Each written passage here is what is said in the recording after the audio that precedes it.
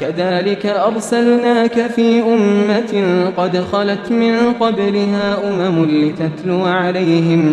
لتتلو عليهم الذي أوحينا إليك وهم يكفرون بالرحمن قل هو ربي لا إله إلا هو عليه توكلت وإليه متاب ولو أن قرآنا سيرت به الجبال أو قطعت به الأرض أو كلم به الموتى بل لله الأمر جميعا أفلم ييأس الذين آمنوا أن لو يشاء الله لهدى الناس جميعا ولا يزال الذين كفروا تصيبهم بما صنعوا قارعة أو تحل قريبا من دارهم حتى يأتي وعد الله إن الله لا يخلف الميعاد